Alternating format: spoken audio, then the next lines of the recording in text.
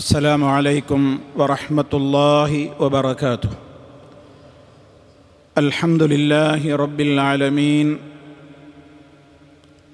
اللهم صل على محمد وعلى آل محمد كما صليت على إبراهيم وعلى آل إبراهيم إنك حميد مجيد.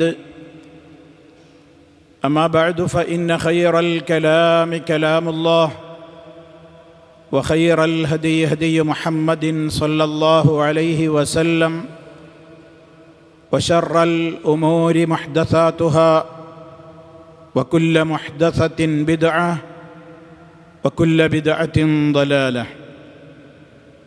أعوذ بالله من الشيطان الرجيم. يا أيها الذين آمنوا كتب عليكم الصيام كما كتب على الذين من قبلكم لعلكم تتقون.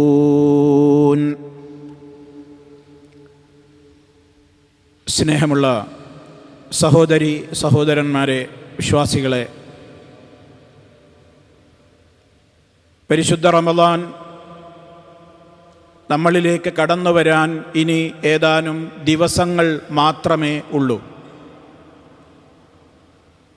ഏറെ പ്രതീക്ഷയോടെ, പ്രാർത്ഥനയോടെ, ആഗ്രഹങ്ങളോടെ വിശ്വാസി ലോകം ഒന്നടങ്കം കാത്തിരിക്കുകയാണ്.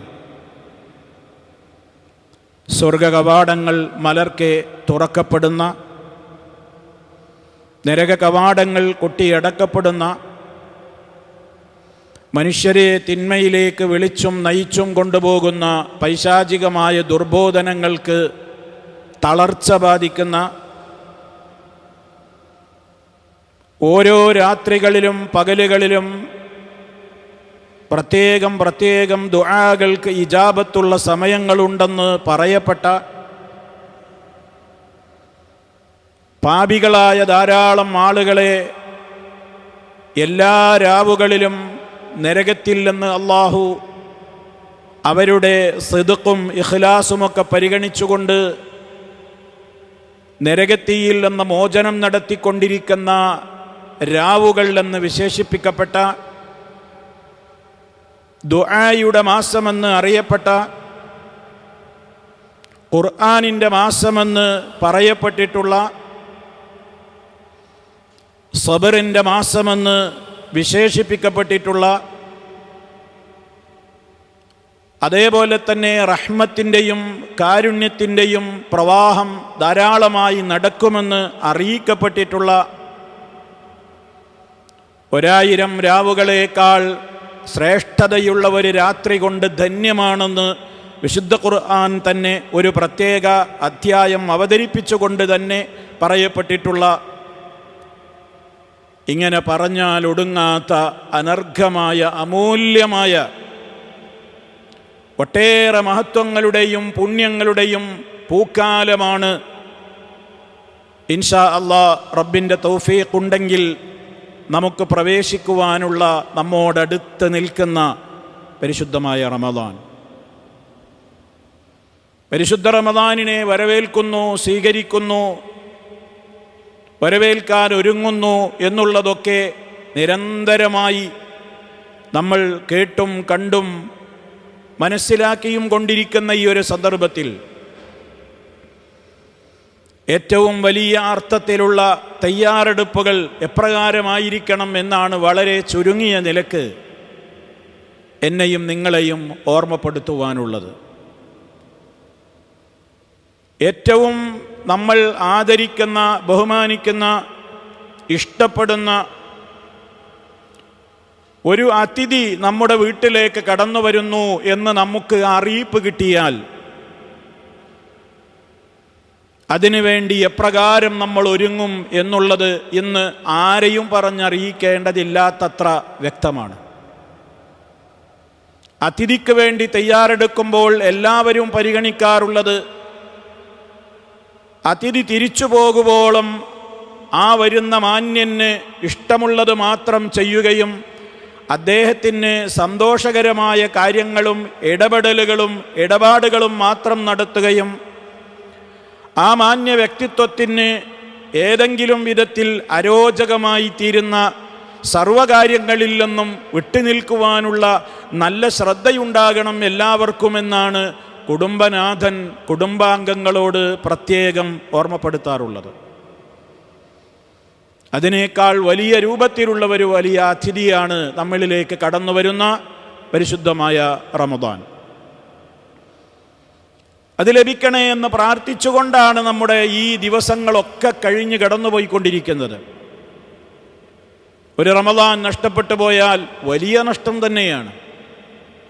പക്ഷേ അള്ളാഹു നിശ്ചയിച്ചിട്ടുള്ള അവധി എത്തിക്കഴിഞ്ഞാൽ ഒരു സെക്കൻഡ് നേരത്തേക്ക് ഇളവില്ലല്ലോ എന്ന യാഥാർത്ഥ്യം നമ്മളെല്ലാവരും ഉൾക്കൊണ്ടവരുമാണ്. അതുകൊണ്ട് പരിശുദ്ധ റമദാനിൻ്റെ പ്രഖ്യാപനം മാസപ്പിറവി ദർശിച്ചതിലൂടെ ഉണ്ടാവുകയോ അതല്ലെങ്കിൽ 30 തികഞ്ഞുകൊണ്ട് റമദാനിലേക്ക് കടക്കുകയോ ചെയ്യുന്നതിൻ്റെ തൊട്ട് മുമ്പുള്ള സെക്കൻഡിൽ വരെ ലോകത്ത് നിന്ന് ആയിരക്കണക്കിന് ആളുകൾ മരിച്ചു പോകും, സംശയമൊന്നുമില്ല. അത് അള്ളാഹുവിൻ്റെ തീരുമാനമാണ്. ഒരു റമദാനിലേക്ക് കൂടി നമുക്ക് പ്രവേശനം കിട്ടിക്കഴിഞ്ഞാലോ അപാരമായ സൗഭാഗ്യമാണ്. നബി സല്ലല്ലാഹു അലൈഹി വസല്ലമ അത് നമുക്ക് പഠിപ്പിച്ചു തന്നതുമാണ്. ഒരു റമദാൻ തൻ്റെ കൂട്ടുകാരനെ അപേക്ഷിച്ച് 1 കൊല്ലം കൂടുതൽ ജീവിച്ച് ഒരു റമദാൻ കൂടി ലഭിച്ച വ്യക്തിയെ സംബന്ധിച്ച് നബി സല്ലല്ലാഹു അലൈഹി വസല്ലം അയാളാണ് ആ 2 ആളുകളിൽ ആദ്യം സ്വർഗത്തിലേക്ക് പ്രവേശിച്ചത് എന്ന് പറയുന്ന കാര്യത്തിൽ നബി സല്ലല്ലാഹു അലൈഹി വസല്ലം ചോദിച്ചത്, അലൈസ ഖദ് മക്കസ ബഅദഹു സനതൻ, അയാൾ മരിച്ചിട്ട് 1 കൊല്ലം കൂടി ഇയാൾ ജീവിച്ചില്ലേ? ഒരു റമദാൻ കൂടി അദ്ദേഹത്തിന് ലഭിച്ചില്ലേ? അദ്ദേഹത്തിന് നോമ്പെടുക്കാനും നിസ്കാരത്തിനുമൊക്കെ അവസരം കിട്ടിയില്ലേ? അതുകൊണ്ട് തന്നെ 2 ആൾക്കും കിട്ടുന്ന പ്രതിഫലത്തിൻ്റെ തോത് വളരെ വലുതാണ് എന്ന് നബി സല്ലല്ലാഹു അലൈഹി വസല്ലം പറയുകയുണ്ടായി. അതിൻ്റെ അർത്ഥം എന്താണ്? ഒരു റമദാനിലേക്ക് എത്താൻ സാധിക്കണേ എന്ന നമ്മുടെ പ്രാർത്ഥനയുടെ പൊരുൾ അവിടെയാണ്. ഒരു റമദാൻ കൂടി എത്തിയാൽ ആ റമദാനിൽ നന്മകൾ ചെയ്യുവാനുള്ള സൗഭാഗ്യം ലഭിക്കുന്നവർക്കൊക്കെ വലിയ ഭാഗ്യം കിട്ടും.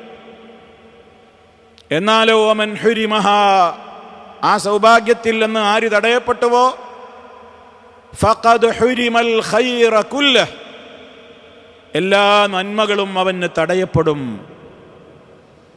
അതുകൊണ്ട് സഹോദരങ്ങളെ, നമ്മുടെ പ്രാർത്ഥനയിൽ വിശുദ്ധ റമദാനിലേക്ക് എത്തുവാനുള്ള പ്രാർത്ഥനയോടൊപ്പം ആ മാസത്തെ വളരെ സജീവമായി ഉപയോഗപ്പെടുത്തുവാനുള്ള ആഫിയത്തിന് വേണ്ടി, ആരോഗ്യത്തിന് വേണ്ടി, സന്മനസ്സിന് വേണ്ടി, അലസത ഇല്ലാത്ത ഒരു ഉന്മേഷം പ്രദാനം ചെയ്യുന്നതിന് വേണ്ടി നമ്മളെല്ലാവരും പ്രാർത്ഥിക്കേണ്ടതുണ്ട്. അവസാനം പറഞ്ഞതിൻ്റെ ഒരു വിവരണം കൂടി പറയട്ടെ. നമുക്ക് സൽക്കർമ്മങ്ങളോട് ഉന്മേഷമില്ലെങ്കിൽ നമ്മൾ ആ മാസത്തിൽ എത്തിയതുകൊണ്ട് വലിയ പ്രയോജനമൊന്നുമില്ല. നമ്മളൊക്കെ ഇന്നും ജീവിച്ചിരിപ്പില്ലേ? നമ്മൾ ഹയാത്തിലുണ്ടായിട്ട് എത്ര സൽക്കർമ്മങ്ങൾ നമുക്ക് മുടങ്ങുന്നുണ്ട്. തഹജ്ജുദ് നിസ്കാരം വലിയ പുണ്യമുണ്ടെന്നും അതിനുള്ള കണക്കുകൾ, അതിനുള്ള പ്രതിഫലം ഒരാൾക്കും അറിയിച്ചു കൊടുത്തിട്ടില്ല എന്നും ഫലാ തഅലമു നഫ്സും മാ ഉഖ്ഫിയ ലഹും മിൻ ഖുർറത്തി അയുൻ, അത്തരത്തിലുള്ള ആളുകൾക്ക് കിട്ടാൻ പോകുന്ന വലിയ പ്രതിഫലം, അവർക്ക് ഒരുക്കി തയ്യാറാക്കി വെച്ചിട്ടുള്ള പ്രതിഫലം ഒരാൾക്കും അറിവില്ലാന്ന് അല്ലാഹു തആല അതിനെക്കുറിച്ച് അത്ര വലിയ മഹത്വമാണെന്ന് അറിയിച്ചിട്ടും നമ്മൾ ഈ സെക്കൻഡ് വരെയും ജീവിച്ചിരുന്നിട്ടും എത്ര രാത്രികളിൽ നമ്മൾ തഹജ്ജുദ് നമസ്കരിക്കുന്നുണ്ട്? എന്താ കാരണം? മടി, അലസതയാണ്, ഉന്മേഷമില്ല. ഇതിൽ നിന്ന് എന്നെ രക്ഷപ്പെടുത്തണേ എന്നുള്ള പ്രാർത്ഥനയും കൂടെ കരുതണം. കാരണം എന്താ അറിയോ? റമദാനിലാണ്ട് എത്തിയ ആദ്യ ദിവസങ്ങളിലൊക്കെ ഒരു തുടക്കത്തിലുള്ള ആരംഭ ശൂരത്വം എന്ന് പറയും നമ്മുടെ മലയാളത്തിലെ ആദ്യത്തിലുള്ള ഒരു വലിയ ആവേശം പിന്നാണ് നഷ്ടപ്പെടുകയാണ്. ഓരോ ദിവസങ്ങൾ കഴിയും തോറും ഉന്മേഷം കൂടേണ്ട മാസമാണ് റമദാൻ. പക്ഷേ ആളുകളിൽ കാണുക നേർ വിപരീതമാണ്, ഉന്മേഷം കമ്മിയായി വരും. അതെന്തുകൊണ്ടാണെന്നറിയോ? ആ ഉന്മേഷമില്ലായ്മ എന്തുകൊണ്ടാ? ആലസ്യം നമ്മളെ പിടികൂടുന്നത് എന്തുകൊണ്ടാ? ഒരു കർമ്മം ചെയ്യാൻ വിചാരിച്ചാൽ പോലും ഉന്മേഷമല്ല, അതിന് സാധ്യതയല്ല, താല്പര്യമല്ല, അങ്ങനെ അത് മുടങ്ങിപ്പോവുകയാണ്. മഹാനായ ഹസനുൽ ബസരി റഹിമഹുല്ലയോട് ഒരു ശിഷ്യൻ വന്നുകൊണ്ട് ചോദിച്ചു, ഉസ്താദേ, നിങ്ങളുടെ ക്ലാസ്സും ദർസും ഒക്കെ കേട്ടിട്ട് രാത്രി നീണ്ട തഹജ്ജുദ് നിസ്കരിക്കണം എന്ന് ഞാൻ പലപ്പോഴും വിചാരിക്കും. അങ്ങനെ അതിനുവേണ്ടി ദൂര സ്ഥലത്ത് നിന്ന് രാത്രിയിൽ എഴുന്നേറ്റാൽ എനിക്ക് അംഗസ്നാനം ചെയ്യാൻ ഉദുവെടുക്കാനുള്ള ശുദ്ധജലം ഞാൻ ഒരു ഭാഗത്ത് കരുതി വെക്കും. ആ തയ്യാറെടുപ്പോടുകൂടെയൊക്കെ ഞാൻ കിടന്നുറങ്ങും. പക്ഷേ എനിക്ക് എഴുന്നേൽക്കാൻ കഴിയാറില്ല, എനിക്ക് നിസ്കരിക്കാൻ പറ്റുന്നില്ല. പലപ്പോഴും എൻ്റെ അവസ്ഥ അങ്ങനെയാണ്, വിചാരിച്ചിട്ടും എനിക്കതിന് സാധിക്കുന്നില്ല. ഹസൻ ബസരി റഹിമഹുല്ല അദ്ദേഹത്തിന് പഠിപ്പിച്ചു കൊടുത്തു, എങ്കിൽ ഖയ്യദത്ക ദുനൂബുക, താങ്കളെ അതിൽ നിന്ന് വിലക്കിടുന്നത്, താങ്കളെ അതിൽ നിന്ന് ബന്ധിച്ച് മാറ്റി നിർത്തുന്നത് ദുനൂബുക, നിന്റെ പാപങ്ങളാണ്. അപ്പൊ പാപക്കറകൾ ബാക്കിയുള്ള ഹൃദയത്തോടെ റമദാനിലേക്ക് പ്രവേശിച്ചാൽ റമദാനിൽ സൽക്കർമ്മങ്ങൾ ചെയ്യാൻ ഉന്മേഷം കിട്ടില്ല. അതുകൊണ്ട് റമദാനിലേക്ക് പ്രവേശിക്കുന്ന ഞാനും നിങ്ങളും ആദ്യം ചെയ്യേണ്ടത് അത്തൗബത്തുൻ നസൂഹ് വകസറത്തുൽ ഇസ്തിഗ്ഫാർ, വ്യക്തമായ നിലക്ക് പൂർണ്ണമായ തോതിലുള്ള തൗബ, ഇസ്തിഗ്ഫാർ അധികരിപ്പിച്ചുകൊണ്ടിരിക്കുക. റമദാനിലെത്തിയിട്ടല്ല, നമ്മൾ അങ്ങനെ വിചാരിക്കണത്. റമദാനിലെത്തിയിട്ടാണ് തൗബ, റമദാനിലെത്തിയിട്ടാണ് പാപമോചനത്തേട്ടം. അത് തെറ്റിദ്ധാരണയാണ്. കാരണം റമദാനിൻ്റെ ആദ്യ രാവ് എത്തിക്കഴിഞ്ഞാൽ തന്നെ ഇദാ ജാഅ അവ്വലു ലൈലത്തിൻ മിൻ റമദാൻ, റമദാനിൻ്റെ ആദ്യ രാവ് എത്തിക്കഴിഞ്ഞാൽ തന്നെ അഥവാ മാസം കണ്ടു എന്ന അറിയിപ്പ് കിട്ടുകയോ അതല്ലെങ്കിൽ 30 പൂർത്തിയാക്കി മഗ്രിബിൻ്റെ ബാങ്ക് വിളിക്കുന്ന ആ സെക്കൻഡ് മുതൽ അള്ളാഹുവിൻ്റെ സ്വർഗ കവാടങ്ങൾ തുറക്കപ്പെടുകയാണ്, നരക കവാടങ്ങൾ കൊട്ടിയടക്കപ്പെടുകയാണ്, പാപമോചനത്തിൻ്റെതായ എല്ലാ കാര്യങ്ങളും തുറക്കപ്പെടുകയാണ്, സൽക്കർമ്മങ്ങൾക്ക് വർദ്ധിത തോതിൽ പുണ്യം ലഭിക്കപ്പെടുകയാണ്. പക്ഷേ നമുക്കതിന് താല്പര്യമില്ലാതെ വരുന്നു. എന്തുകൊണ്ട്? നമ്മുടെ ഹൃദയം ക്ലീനല്ല. അതുകൊണ്ട് ഈ സെക്കൻഡ് മുതൽ റമദാനിൽ എത്തും മുമ്പ് നമ്മൾ ചെയ്യേണ്ടത് നിരന്തരം തൗബ ചെയ്യാണ്. തൗബ ചെയ്യുക. റബ്ബേ, എൻ്റെ കഴിഞ്ഞ 11 മാസക്കാലത്തിൻ്റെ ഇടയ്ക്ക് ചെറുതും വലുതുമായ ധാരാളം പാപങ്ങൾ വന്നു പോയിട്ടുണ്ടാകും, പുറത്തു തരണേ. ആത്മാർത്ഥമായി അള്ളാഹുവിനോട് പശ്ചാത്തപിക്കുക, പാപമോചന തേട്ടം അധികരിപ്പിക്കുക, ഇസ്തിഗ്ഫാർ അധികരിപ്പിക്കുക. അങ്ങനെ അങ്ങനെ നമ്മുടെ ഹൃദയം ക്ലീൻ ആവണം. പരിശുദ്ധ ഹൃദയത്തോടെ റമദാനിലേക്ക് പ്രവേശിച്ചാൽ ഇൻഷാ അല്ലാഹ് സൽക്കർമ്മങ്ങൾ ചെയ്യാൻ നമുക്ക് ആ മാസത്തിൽ മുഴുവനും ഉന്മേഷം അള്ളാഹു പ്രദാനം ചെയ്യും. കസിൽ എന്ന് പറയുന്ന ആ ഒരു വലിയ മനോരോഗത്തിൽ നിന്ന് നമുക്ക് അള്ളാഹു കാവൽ നൽകുകയും ചെയ്യും. ഒന്നാമത് വേണ്ടത് ഇതാണ്. മനസ്സിൻ്റെ ശുദ്ധീകരണത്തിൻ്റെ ഭാഗമാണ്, തൗബയുടെ ഭാഗമാണ് നമ്മൾ നമ്മുടേതായ മനസ്സിൻ്റെ ക്ലീൻ ഏറ്റവും തുടങ്ങേണ്ടത് വിശ്വാസപരമായ വ്യതിയാനങ്ങളിൽ നിന്നാണ് തൗബ ആദ്യം വേണ്ടത്. എൻ്റെ വിശ്വാസത്തിൽ വല്ല തകരാറും വരാറുണ്ടോ? ഇത് നമ്മളെല്ലാവരും പരിശോധിക്കേണ്ടതാണ്. ഈമാനിൻ്റെ 6 കാര്യങ്ങൾ പ്രത്യേകം 6ഉം 60ഉം 600ഉം സബ് ടൈറ്റിലുകളാൽ നിറഞ്ഞതാണ് ഈമാൻ കാര്യങ്ങൾ. ആ ഈമാൻ കാര്യങ്ങൾ 6 ഒരുപാട് കാര്യങ്ങൾ അടങ്ങിയിട്ടുണ്ട്, വിശ്വാസത്തിൻ്റെ തലങ്ങൾ. അതിൽ എൻ്റെ ഭാഗം ക്ലിയറാണോ? കാരണം ഖുർആൻ നോമ്പ് നിർബന്ധമാക്കപ്പെട്ടുകൊണ്ടുള്ള ആയത്ത് നമ്മെ കേൾപ്പിച്ചിടത്ത് വിളിച്ചത് യാ അയ്യുഹല്ലദീന ആമനൂ എന്നാണ്.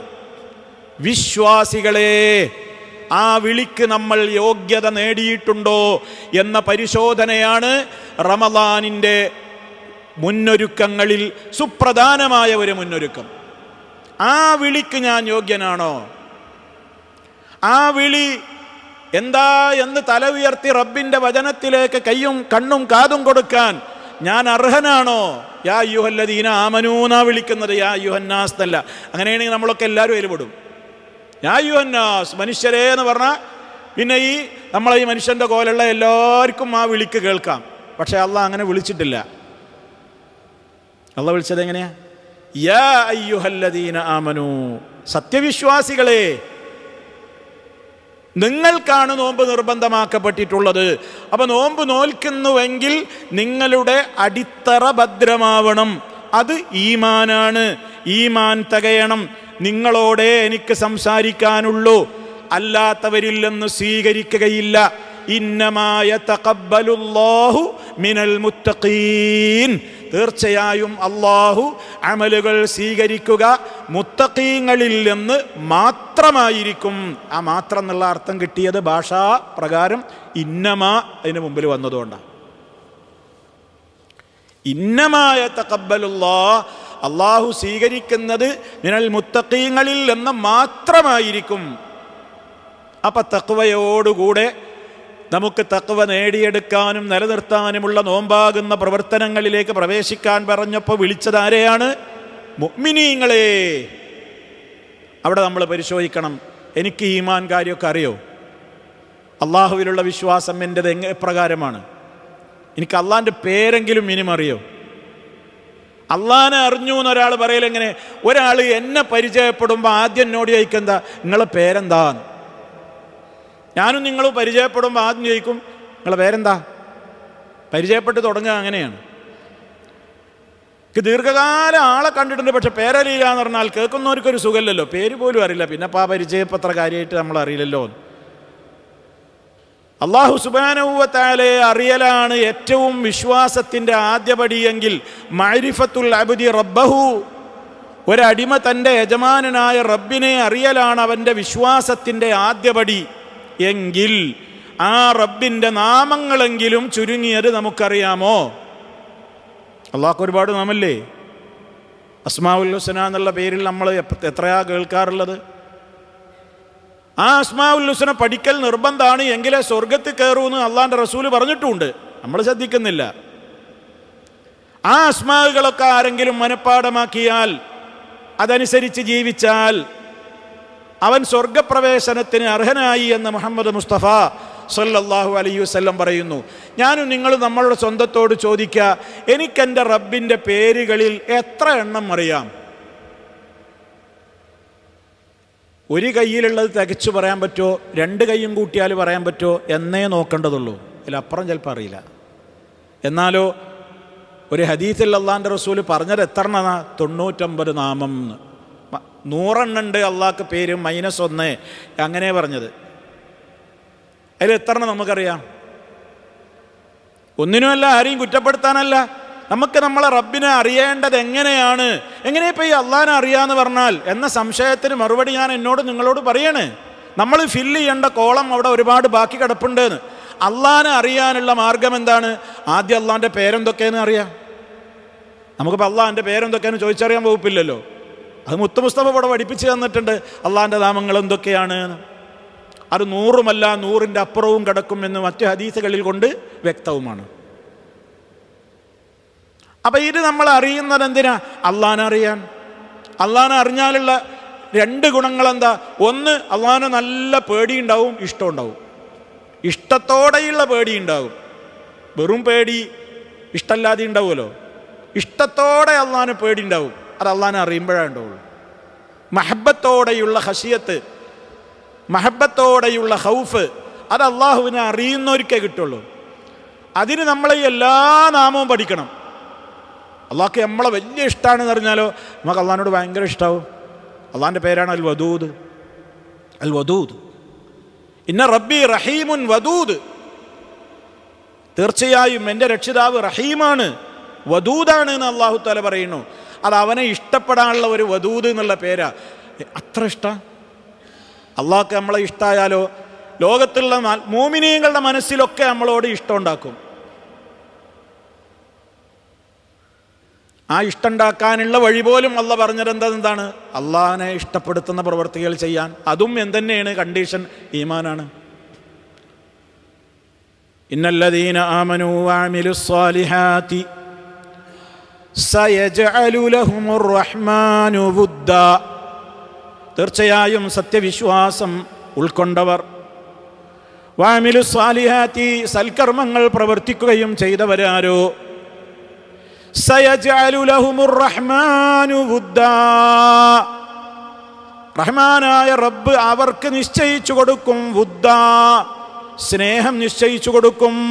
അത് വിശദീകരിക്കുന്നിടത്ത് മുഫസ്സിരീങ്ങൾ പറയണ് ഐ ഫീ ഖുലൂബി, അതായത് അള്ളാഹു ഇഷ്ടപ്പെടുന്ന മുഅ്മിനീങ്ങളുടെ ഹൃദയങ്ങളിൽ ഈ വ്യക്തിക്കൊരു ഖബൂലിയത്ത് കൊടുക്കുന്നു, ഒരു സ്വീകാര്യത കൊടുക്കും, ഒരു ഇഷ്ടം വിട്ടുകൊടുക്കുന്നു.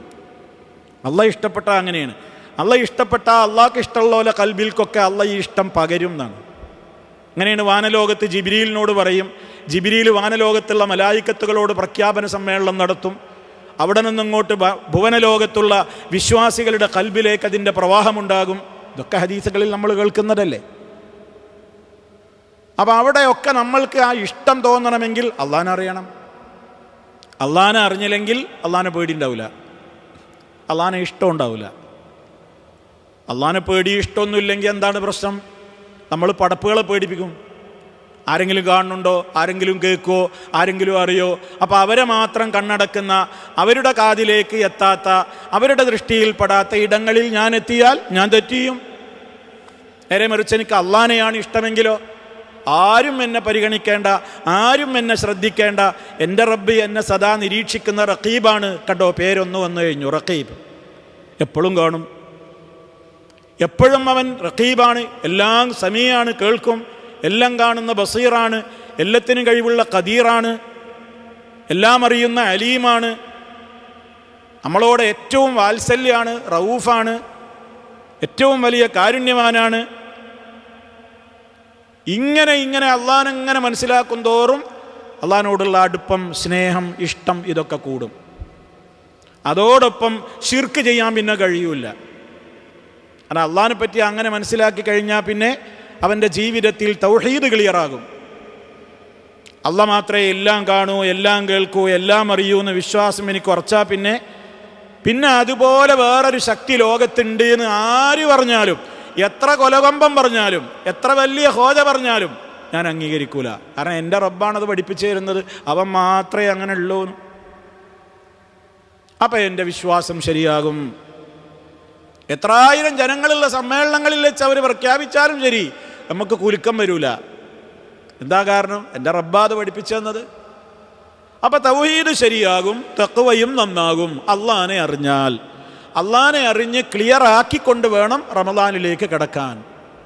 കാരണം വിശ്വാസത്തിൽ മാലിന്യം കലർന്നാൽ ചെയ്യുന്നത് എത്ര വലിയ ആളായിരുന്നാലും കാര്യമൊന്നുമില്ല, അമല് മുഴുവൻ പൊളിഞ്ഞു പോകുമെന്ന് എല്ലാ നബിമാരോടും ഞാൻ പഠിപ്പിച്ചു കൊടുത്തിട്ടുണ്ട്, നിന്നോടും ഇതാ പറയുന്നു എന്ന് പറഞ്ഞുകൊണ്ട് അല്ലാഹു തആല നബി തങ്ങളോട് പറയുന്നുണ്ട്. ആയത്തുകളിലേക്ക് ഞാൻ കിടക്കുന്നില്ല. നബിനോട് പറഞ്ഞു, എല്ലാ നബിമാരോടും പറഞ്ഞതുപോലെ നിന്നോടും പറയാണ്, ശിർക്ക് ചെയ്താൽ എല്ലാ അമലും പോകും. സൂറത്തുൽ അൻആമിൽ 18 നബിമാരുടെ പേരിങ്ങനെ ഓരോന്നിങ്ങനെ എണ്ണി പറഞ്ഞിട്ട് അവസാനം പറയുന്നുണ്ട്, വലൗ അശ്റകൂ ലഹബിത അൻഹും മാ കാനൂ യഅമലൂൻ. അവരെങ്ങാനും ശിർക്ക് ചെയ്താൽ അവരുടെ അമലുകളൊക്കെ പൊളിഞ്ഞു പോയത് തന്നെ. നബിമാര് ശിർക്ക് ചെയ്യും എന്ന് വിചാരിച്ചിട്ടല്ലല്ലോ അത്. നബിമാർക്കൊക്കെ അള്ളാഹിൻ്റെ പ്രത്യേക പ്രൊട്ടക്ഷൻ ഉള്ളവരാ, കാവലുള്ളവരാ. നബിമാരിൽ നിന്നൊന്നും അങ്ങനത്തെ വൻ പാപങ്ങളൊന്നും സംഭവിക്കൂല. അള്ളാഹിൻ്റെ പ്രത്യേക കാവലവർക്കുണ്ട്. നമ്മളെ സാധാരണക്കാരെ പോലെ എല്ലാ അമ്പിയാക്കൾ അവർ മഅസൂമുകളാണ്. പക്ഷേ എനിക്ക് ഏറ്റവും ഇഷ്ടപ്പെട്ട എൻ്റെ നബിമാരാണ് എന്നിൽ പങ്കുചേർക്കുന്നതെങ്കിൽ പോലും അവരുടെ അമലുകളെല്ലാം ബാത്തിലായി പോകും. സമ്പൂർണ്ണ പരാജിതരുടെ ലിസ്റ്റിൽ അവരുമുണ്ടാകും എന്നാണ് അള്ളാഹു പറയുന്നത്. അപ്പം അതുകൊണ്ട് നമ്മുടെ നോമ്പിൻ്റെ സ്വീകാര്യതയ്ക്ക് വേണ്ടി, നോമ്പ് നോറ്റിട്ട് കാര്യമില്ലല്ലോ, ആ നോമ്പ് അള്ളാഹ് സ്വീകരിക്കണ്ടേ? ആ നോമ്പ് സ്വീകരിക്കുവാൻ ആവശ്യമായ മുൻകരുതലാണ് വിശ്വാസമാലിന്യങ്ങളിൽ നിന്ന് മുക്തമായ മനസ്സുമായി വേണം റമദാനിലേക്ക് കടക്കാൻ. എന്തെങ്കിലും ജീവിതത്തിൽ അതിന് വിരുദ്ധമായി വന്നുപോയോ, പശ്ചാത്തപിച്ച് ക്ലിയറായ മനസ്സോടെ മാത്രം റമദാനിലേക്ക് പ്രവേശിക്കുക. ഇത് ഞാനും എൻ്റെ സ്രഷ്ടാവും തമ്മിലുള്ള ബന്ധത്തിൻ്റെ കാര്യത്തിലാണ് ഈ ക്ലീനിങ്. അവിടെ മാത്രം ക്ലീനിങ് പോരാ, അവിടെ മാത്രം വൃത്തിയായ പോരാ. ഞാനും പടച്ചവനോടൊക്കെ ക്ലിയറാണ്. പടപ്പുകളോടെ ഇടയിലാണ് ഞാൻ ജീവിക്കുന്നത്. ഞാൻ ജീവിക്കുന്നത് പടപ്പുകൾക്കിടയിലാണ്, എന്നെപ്പോലെയുള്ള മനുഷ്യർക്കിടയിലാണ്. അവരുമായുള്ള ബന്ധത്തിൽ എന്തെങ്കിലും മാലിന്യം എൻ്റെ ഹൃദയത്തിലുണ്ടോ, എന്നാൽ അതും കൂടി ക്ലീനാക്കണം. എന്നിട്ടേ റമദാനിലേക്ക് എത്തിയിട്ട് കാര്യമുള്ളൂ. അതെന്താ ആ ക്ലീനിങ്? എന്താ? ഞാനും എൻ്റെ സഹോദരനും തമ്മിൽ തെറ്റിലാണ്, എൻ്റെ സഹോദരിയും തമ്മിൽ തെറ്റിലാണ്, അമ്മായിമ്മ മരുമകളോട്ട് തെറ്റിലാണ്, മരുമകളും അമ്മായിമ്മയും പണക്കത്തിലാണ്, ഇളയച്ചിയും അതുപോലെ തന്നെ മൂത്തച്ചിയും തമ്മിൽ അകലത്തിലാണ്, അളിയനും എളാപ്പയും തമ്മിൽ മുണ്ടൂല, അയൽക്കാർ തമ്മിൽ ബന്ധങ്ങളിൽ മിസ്റ്റേക്കുകൾ വന്നിട്ടുണ്ട്, ബിസിനസ് കാരണങ്ങളാൽ വന്നിട്ടുണ്ട്, കല്യാണത്തിന് വിളിച്ചിട്ട് കൂടാത്തതിൻ്റെ പേരിൽ വന്നിട്ടുണ്ട്, പ്രസവിച്ച മോളെ കാണാൻ പോകാത്തതിൻ്റെ പേരിൽ വന്നിട്ടുണ്ട്. 100 കൂട്ടം കാരണങ്ങളുടെ പട്ടിക 100 കൂട്ടുണ്ടാകും. പക്ഷേ സംഭവിച്ചതൊക്കെ എന്താ? അവസാനം തമ്മു തെറ്റി.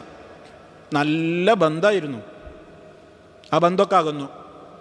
ഇപ്പം വിളിക്കൂല, കണ്ടാ മിണ്ടൂല, ഫോണിലും ബന്ധമില്ല, സംസാരമില്ല, മുഖം തിരിച്ചു പോവുകയാണ്. എന്താന്ന് ചോദിച്ചാൽ ഒന്നുമില്ല. ഇപ്പം അത്ര ഒരു സുഖത്തിലല്ല. അങ്ങനെ ഉണ്ടോ എങ്കിൽ അതും കൂടി ക്ലീനാക്കിയിട്ട് വേണം റമദാനിലേക്ക് കിടക്കാൻ. റമദാന്റെ കാര്യം അവിടെ നിൽക്കട്ടെ. സാധാ നോമ്പെടുക്കുന്ന ദിവസമല്ലേ തിങ്കളും വ്യാഴവും? എല്ലാ തിങ്കളും വ്യാഴവും നമ്മൾ നോമ്പെടുക്കുന്നില്ലേ? അന്നത്തെ ഒരു പ്രത്യേകത എന്താ പറഞ്ഞത്? റമദാനിൽ 30 ദിവസവും സ്വർഗ കവാടങ്ങൾ തുറക്കപ്പെടുമെന്ന് പറഞ്ഞു. തിങ്കളും വ്യാഴമോ ഒരാഴ്ചയിൽ 2 ദിവസം സ്വർഗ കവാടങ്ങൾ തുറക്കപ്പെടുന്ന ദിവസങ്ങളാണ്. അന്ന് സുന്നത്ത് നോമ്പുണ്ട്. ആ സുന്നത്ത് നോമ്പ് നമ്മൾ നോൽക്കുന്നു. നമ്മുടെ പ്രതീക്ഷ എന്താ? നമുക്കന്ന് പാപമോചനം കിട്ടണം. അന്ന് എല്ലാവർക്കും അള്ളാഹ് പുറത്തു കൊടുക്കുന്നാണ് പറഞ്ഞിട്ടുള്ളതും. എല്ലാ തിങ്കളും വ്യാഴവും അല്ലാഹു തആല എല്ലാവർക്കും പുറത്തു കൊടുക്കും. ആർക്കൊക്കെ? മനസ്സിൽ ശിർക്കില്ലാത്ത, ശിർക്ക് ജീവിതത്തിൽ മുശ്രിക്കിനല്ലാത്തവർക്കൊക്കെ അള്ളാഹ് പുറത്തു കൊടുക്കും. വേറൊരു കൂട്ടരെയും കൂടി പറഞ്ഞു, ഹൃദയത്തിൽ പകയില്ലാത്തവർക്കും പുറത്തു കൊടുക്കും. അപ്പൊ തൗഹീദൊക്കെ ക്ലിയറാണ്. പക്ഷേ ഹൃദയത്തിൽ ആരോടൊക്കെയോ സുഖമില്ല. ആ സുഖമില്ലായ്മ എന്തിൻ്റെ പേരിലാ? ഭൗതികമായ കാരണങ്ങളാലാണ്. അത് പ്രത്യേകം നോട്ട് ചെയ്യണം. കാരണം ഇപ്പം നമ്മളോടൊക്കെ ഒരുപാട് ആൾക്കാർക്ക് വെറുപ്പുണ്ട്. ഒരുപാട് ആളുകൾ നമ്മൾ സലാം പറഞ്ഞാൽ മടക്കൂല. അത് വ്യക്തിപരമായൊരു പ്രശ്നമല്ല.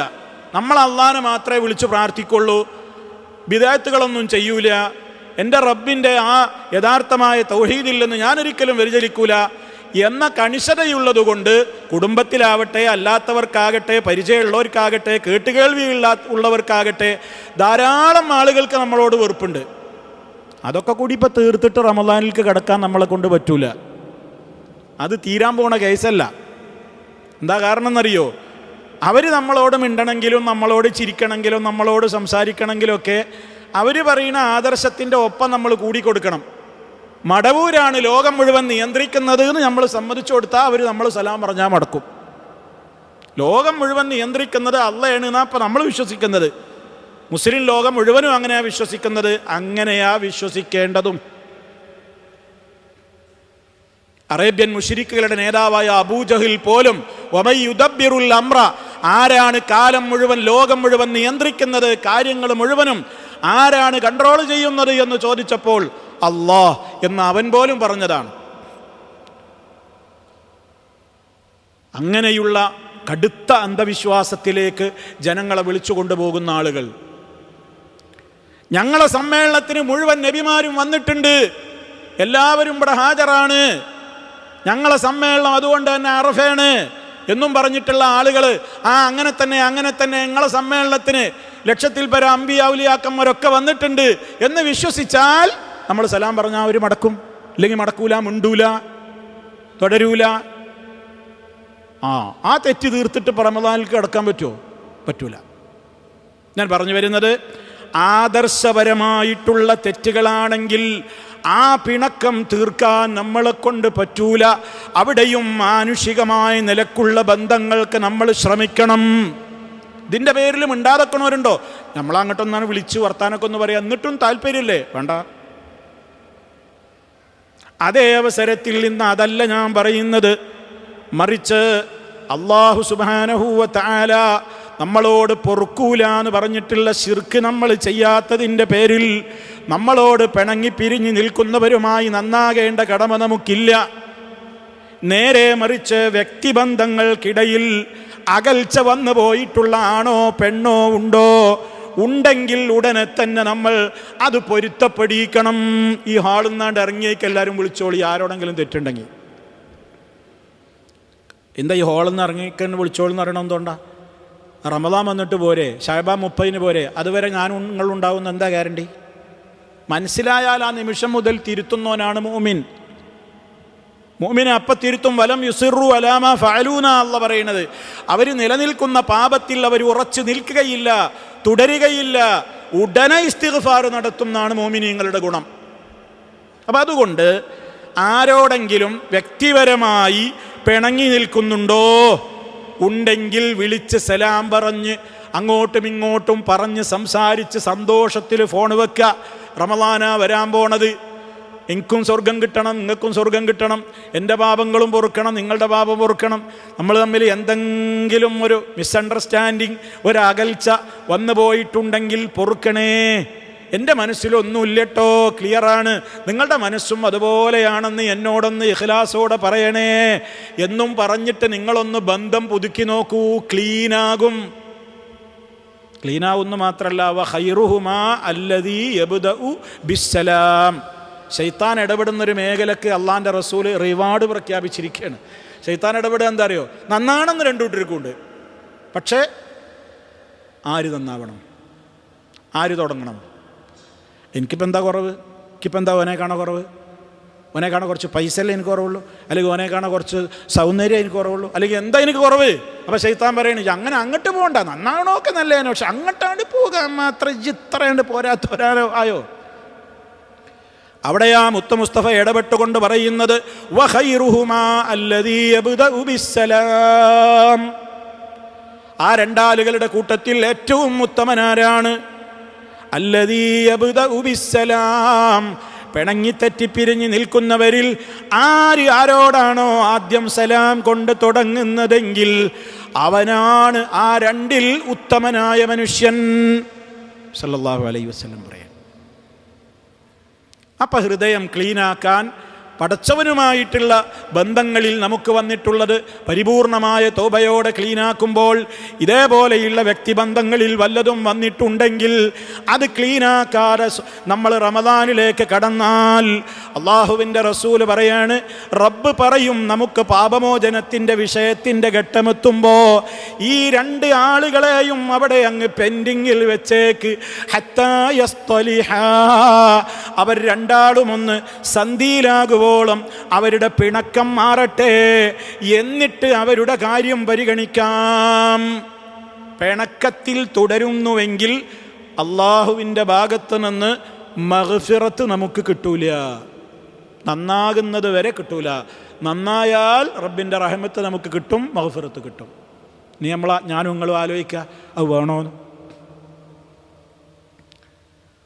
അപ്പം റമദാനിലേക്ക് മുൻകടക്കുന്നതിൻ്റെ മുമ്പ് നമ്മുടെ വീടും അലമാരയും പാത്രങ്ങളും വസ്ത്രങ്ങളുമൊക്കെ ശുദ്ധീകരിക്കുന്നത് നല്ലത് തന്നെയാണ്. അതിൻ്റെ എല്ലാം അപ്പുറം ആവശ്യമായത് ആ ക്ലീനിങ് ഒക്കെ നടത്തുന്നവൻ്റെ ഹൃദയം ശുദ്ധിയാവണ്ടേ, അവളുടെ ഹൃദയം ശുദ്ധിയാവണ്ടേ.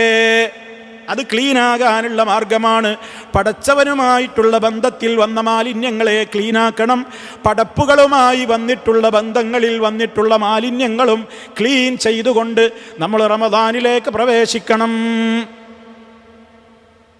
ഇതാണ് ഏറ്റവും പ്രധാനമായി എനിക്ക് എന്നോടും നിങ്ങളോടും ഓർമ്മപ്പെടുത്തുവാനുള്ളത്. ഇനി സഹോദരന്മാരെ, പരിശുദ്ധമായ റമദാനിലെത്തുമ്പോൾ നമ്മൾ ചിന്തിക്കണം, അത് അല്ലാഹു സുബ്ഹാനഹു വ തആല ഒരുപാട് മഹത്വങ്ങൾ, ഒരുപാട് നേട്ടങ്ങളും ഗുണങ്ങളും പറഞ്ഞ് വിശദീകരിച്ചിട്ടുള്ള മേഖലയാണത്. ആ ഒരു സന്ദർഭത്തിലേക്ക് ഞാൻ എൻ്റെ റബ്ബിൻ്റെ മുമ്പിലേക്ക് പ്രവേശിക്കുമ്പോൾ എൻ്റെ സമയങ്ങൾ ഒരിക്കലും എനിക്ക് നഷ്ടമാകാതെ ഞാൻ പ്ലാൻ ചെയ്തുകൊണ്ടാണ് റമദാനിലേക്ക് പ്രവേശിക്കേണ്ടത്. റമദാനിലേക്ക് പ്രവേശിക്കുമ്പോൾ ഒരു തഖ്തീത്ത് വേണം, ഒരു പ്ലാനിങ് വേണം. അല്ലെങ്കിൽ വെറുതെ സമയം ഇങ്ങനെ പോകും. നമ്മുടെ സമയം കവർന്നെടുക്കുന്ന ഒരുപാട് ശുഗലുകൾ ഉണ്ടാകും. ആ ശുഗലുകളും അതുപോലെയുള്ള പ്രവൃത്തികളുമൊക്കെ ശഅബാനിൽ ചെയ്ത് തീർക്കാൻ പറ്റാവുന്നവയാണെങ്കിൽ അത് മുഴുവനും ശഅബാനിൽ തന്നെ ചെയ്ത് തീർക്കുകയാണ് വേണ്ടത്. അതെന്താ? ഞാൻ ഇന്നലെ ഈ ഖുതുബയിൽ സൂചിപ്പിച്ചിരുന്നു, ഷോപ്പിങ്ങുകളൊക്കെ എല്ലാവരും ഇപ്പം നടത്തിക്കോളിന്ന്. കാരണം എല്ലാവർക്കും അറിയാം, റമദാൻ മാസമായാൽ ഷോപ്പിങ്ങിന് നല്ലോണം ടൈം ചിലവാകും. ഒന്നാമത്തൊരു തുണിക്കടകളിൽ കയറിയിട്ട് പറ്റിയ ബ്രാൻഡും മോഡലും കിട്ടണമെങ്കിൽ വലിയ പ്രയാസമാണ്.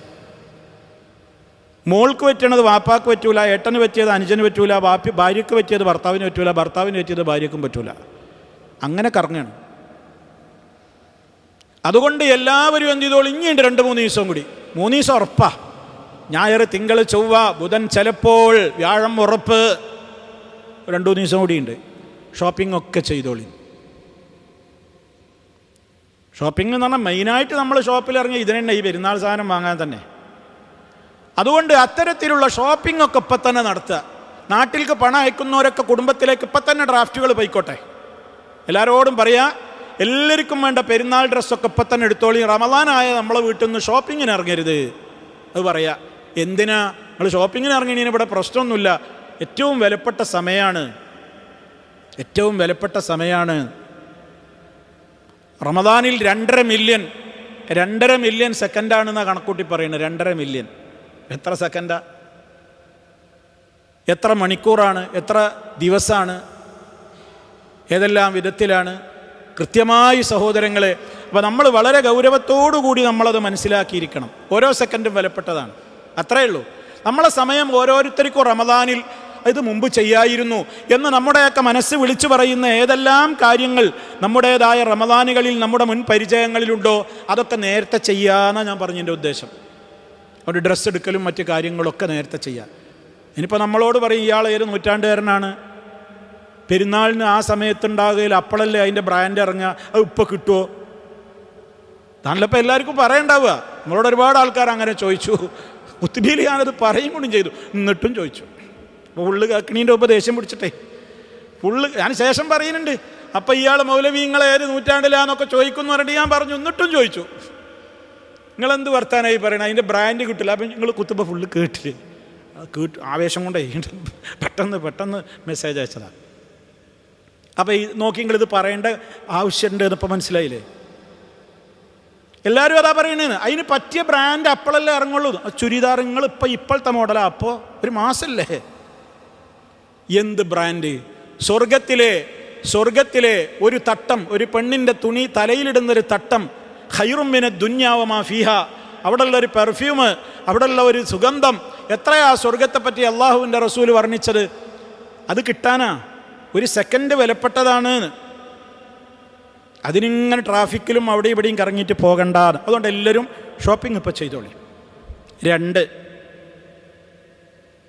പാചക പരീക്ഷണം റമദാനിൽ ദയവായിട്ട് വേണ്ട. എല്ലാവരും പുതിയ അപ്പത്തരങ്ങളും പുതിയ പലഹാരങ്ങളും പുഡിങ്ങും ചട്നിയും അതേപോലെയുള്ള അപ്പത്തരങ്ങളും ഒക്കെ പരീക്ഷിക്കുക റമദാനിൽ. നമ്മളെ ഉമ്മാരെ സമയമാണ് പോകും. ഞാൻ വളരെ ദയവായിട്ട് പറയണം, നിങ്ങൾ ഉണ്ടാക്കിക്കോളി, വേറെ മാസം ഉണ്ടാക്കിക്കോളി. അതിന് ഈ മാസം തന്നെ സകല ചാനലുകളിലും സ്പെഷ്യൽ പരിപാടിയായിരിക്കും. അത് വേറെ മാസത്തിലുണ്ടാവില്ല. നിങ്ങൾ ഡൗൺലോഡ് ചെയ്ത് വെച്ചോളിയേ. എങ്ങനെ ആ പത്തിരി ഉണ്ടാക്കാം, എങ്ങനെ ഇതുണ്ടാക്കാം, ഇങ്ങനെ അതുണ്ടാക്കാം. എന്നിട്ട് അതിലേക്കുള്ള ചേരുവകളുണ്ടല്ലോ, അതിലേക്കുള്ള ചേരുവകൾ ഇന്ന് വരെ നമുക്കൊന്നും പറഞ്ഞാൽ മനസ്സിലാവില്ല. വീട്ടിൽ നിന്ന് ബില്ലിട്ടിയാൽ നമുക്ക് മനസ്സിലാവില്ല. എന്നിട്ട് തിരഞ്ഞ് നടക്കുക അങ്ങനെ സൂപ്പർ മാർക്കറ്റിൽ, ഇതേതാ സാധനം അതന്നെ കിട്ടിയിട്ടില്ലെങ്കിൽ അതിൻ്റെ കൂട്ട് ശരിയായില്ലെങ്കിൽ. അതുകൊണ്ട് പുതിയ പലഹാരങ്ങൾ പരീക്ഷിക്കണ്ട. എല്ലാവർക്കും അറിയാം നോമ്പ് കാലത്ത് ഉണ്ടാക്കുന്ന ചില വിഭവങ്ങളുണ്ട്. അത് ജില്ലക്കനുസരിച്ച് മാറും. ചിലർക്ക് തരിക്കഞ്ഞ് ഇഷ്ടമുണ്ടാവില്ല, ചിലർക്ക് സമൂസയാവും വേണ്ടത്, ചിലർക്ക് വേറെ വല്ലതും. നിങ്ങൾക്ക് ആ തുടരുന്നത് എന്താണോ അത് ചെയ്താൽ മതി. എന്നാൽ പെണ്ണുങ്ങൾക്ക് പെട്ടെന്ന് ഉണ്ടാക്കി തടി കഴിച്ചിലാക്കാം. അവർക്ക് ഇബാദത്ത് ചെയ്യണ്ടേ? പുതിയ പരീക്ഷണങ്ങൾ വേണ്ടാന്ന് ഞാൻ പറയുന്നത്. അത് നമ്മളെ സമയം കളയും. പർച്ചേസിങ്ങിന് ഇറങ്ങിയാൽ അത് പർച്ചേസിന് പോകണവൻ്റെ സമയവും കളയും. അപ്പോൾ അതാണ് മറ്റൊരു ശുഗലാകുന്ന കാര്യം. വേണ്ടാന്ന് വെക്കുക. ആവശ്യമുള്ളതൊക്കെ ഉണ്ടാക്കിക്കോളി. നമുക്ക് ശീലമുള്ളതൊക്കെ അല്ലേ, ഇഷ്ടപ്പെട്ടത് എന്തൊക്കെയെന്ന് ഇപ്പോൾ എല്ലാവർക്കും അറിയാം. അതാണ് ഉണ്ടാക്കുക. തീറ്റ കുറക്കുക. തീറ്റ കുറക്കുന്നത് എന്തിനാ? ഇബാദത്തിന് കൂടുതൽ ഉന്മേഷം കിട്ടാൻ. അതിപ്പോൾ ആരും നമുക്ക് ആയത്തോ ഹദീസൊന്നും ഓതി പറഞ്ഞു തരേണ്ടതില്ല. നിങ്ങൾ നോമ്പ് തുറക്കുമ്പോൾ നല്ലോണം മൂക്ക് മുട്ടാൻ കഴിച്ചു നോക്കിയേ, നിങ്ങളെ തറാവീഹ് പിന്നെ വെറുതെയാണ്, ഇഷയും വെറുതെയാണ്. അപ്പം അതുകൊണ്ട് ഭക്ഷണം കുറച്ച് കഴിക്കുക, എന്നാൽ നമുക്ക് എന്ത് ചെയ്യാം, കൂടുതൽ ഇബാദത്തിന് ഉന്മേഷം ഉണ്ടാവും. ഇല്ലെങ്കിൽ ഇമാം അവിടെ അങ്ങനെ ഓതനുണ്ടാവും, നമ്മളിങ്ങനെ പകുതി ഉറക്കത്തിലുണ്ടാവും, കോട്ടവായിട്ടിട്ട് ഇങ്ങനെ നിൽക്കുന്നുണ്ടാവും, ഉന്മേഷം ഉണ്ടാവില്ല. നേരത്തെ പറഞ്ഞ കസിൽ എന്ന് പറയുന്ന ദിനേന നമ്മൾ അള്ളാഹുവിനോട് കാവൽ തേടുന്ന കസിൽ എന്ന് പറയുന്ന മാറാവ്യാധി നമ്മളെ പിടികൂടും. അതേപോലെ തന്നെ നമ്മൾ എന്തു ചെയ്യണം? പരിശുദ്ധ ഖുർആൻ പാരായണം ചെയ്യുവാനുള്ള പ്രത്യേകമായ തീരുമാനങ്ങൾ, എല്ലാ നന്മകളും ഞാൻ അധികരിപ്പിക്കുമെന്ന നിയ്യത്ത് നമുക്ക് കൂടുതൽ ഈ സമയത്തുണ്ടാകണം. റമദാനിൽ, ഈ റമദാനിൽ ഞാൻ ശരിക്കും മുതലാക്കും, ഞാൻ അത്ര ചെയ്യും ഇത്ര ചെയ്യും എന്നൊക്കെ തീരുമാനമെടുക്കുക, നല്ല ഉദ്ദേശത്തോടെ തീരുമാനമെടുക്കുക. എന്നിട്ട് ഇനി ഒരാൾക്ക് സാധിച്ചില്ലെങ്കിൽ പോലും അള്ളാഹു പരിശുദ്ധ ഖുർആനിൽ പറഞ്ഞതുപോലെ വമൻ യഖ്റുജു മിൻ ബൈതിഹി മുഹാജിറൻ ഇലല്ലാഹി വറസൂലിഹി സുമ്മ യുദ്രികുഹുൽ മൗതു ഫഖദ് വഖഅ അജ്റുഹു അലല്ലാഹ്.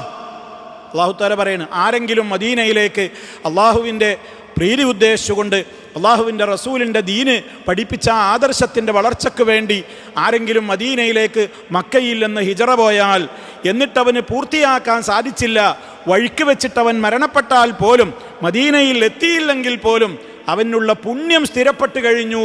എന്താ കാരണം? അവൻ്റെ നിയ്യത്ത് ക്ലിയറായിരുന്നു. ഒരാൾ നിയ്യത്ത് ക്ലിയറായി, നീ അഥവാ റമദാനിൽ എത്തിയില്ല, നീ എത്തി അല്ലെങ്കിൽ രോഗിയായി, കൂലി കിട്ടിയെന്ന അള്ളാഹു താല പറയുന്നത്. അപ്പം നിയ്യത്തിനൊരു വലിയ മഹത്വമുണ്ട്. ഈ സമയത്ത് നമ്മൾ എന്ത് ചെയ്യണം? ധാരാളം നന്മകൾ ചെയ്യാൻ നമ്മൾ നിയ്യത്ത് ചെയ്യണം. മറ്റൊരു കാര്യം പറയാനുള്ളത്, നമ്മുടെ വളർന്നു വരുന്ന ജനറേഷന് ധൈര്യം കൊടുക്കണം. നമ്മളെ വീട്ടിലുണ്ടാകും കുട്ടികളോട് നമ്മളിങ്ങനെ വിഷമം പറയരുത്, ഇപ്പോൾ നോമ്പാ വരുന്നത്, ഇനിയിപ്പോൾ ഇടങ്ങാറാവും, അങ്ങോട്ടാവും ഇങ്ങോട്ടാവും എന്നല്ല പറയേണ്ടത്. കുട്ടികൾ നമ്മളിൽ നിന്ന് കേൾക്കേണ്ട മുഴുവൻ വർത്തമാനങ്ങളും അവർക്ക് നല്ല മോട്ടിവേഷൻ കിട്ടുന്ന വർത്തമാനങ്ങളായിരിക്കണം. റമദാനാ വരുന്നത്, എന്തൊക്കെ അനുഗ്രഹങ്ങളാണ് ഇനി വരാൻ പോകുന്നത്, എന്തൊക്കെയാ ഇനി നമുക്ക് കിട്ടാൻ പോകുന്നത് എന്നൊക്കെ പറഞ്ഞ് അവർക്ക് നല്ല നല്ല വാക്കുകൾ പറഞ്ഞ് കുട്ടികളെ നോമ്പെടുക്കാൻ പ്രോത്സാഹിപ്പിച്ചിട്ട്, അതിനാദ്യം തന്നെ പരീക്ഷ എന്നാണ് നോക്കുന്നത്. പ്രഖ്യാപിച്ചോ എന്നു നോമ്പെടുക്കണ്ടെന്ന് ആദ്യം തന്നെയാണ് പറയും. നോമ്പെടുക്കണ്ടെന്ന്, പരീക്ഷ ആകുമ്പോൾ തന്നെ നോമ്പെടുക്കണ്ടെന്ന് പറയരുത്. കുട്ടികൾ നോമ്പെടുത്തോട്ടെ, അവർക്ക് പറ്റണില്ലെങ്കിൽ അവർ നോമ്പ് നോൽക്കണ്ട, പിന്നെ മുറിച്ചോട്ടെ. ആദ്യമേ നമ്മൾ അവർക്ക് ഡിസ്കറേജ്, അവർ ധൈര്യം ചോർത്തണ്ട. കുട്ടികൾക്ക് നല്ല ഉന്മേഷവും ഉത്സാഹമൊക്കെ, കുടുംബാംഗങ്ങൾക്കിടയിലൊക്കെ എന്തോ ഒരു വലിയ അതിഥി നമ്മുടെ വീട്ടിലേക്ക് വരുന്നുണ്ട് എന്നൊരു സന്തോഷ വർത്തമാനങ്ങളാണ് വരും ദിവസങ്ങളിൽ, റമദാനിൻ്റെ മുമ്പേയുള്ള ദിനങ്ങളിലൊക്കെ നമ്മൾ പറഞ്ഞു കൊടുക്കേണ്ടത്, സ്വന്തത്തോട് പഠിപ്പിക്കേണ്ടതും അത് തന്നെയാണ്. ഈ അർത്ഥത്തിൽ നമ്മുടെ മനസ്സിൽ ഏറ്റവും കൂടുതൽ ആ നിലക്കുള്ള കൃത്യമായ ഒരുക്കമുണ്ടാവണം. മറ്റൊന്ന് പ്രത്യേകം ഓർമ്മപ്പെടുത്താനുള്ളത്, പരിശുദ്ധ റമദാനാകുമ്പോൾ 11 മാസവും 5 നേരം ജമാഅത്തിന് പങ്കെടുത്തിരുന്നവർക്ക് റമദാനായാൽ പല വഖത്തുകളും നഷ്ടപ്പെടുന്നു.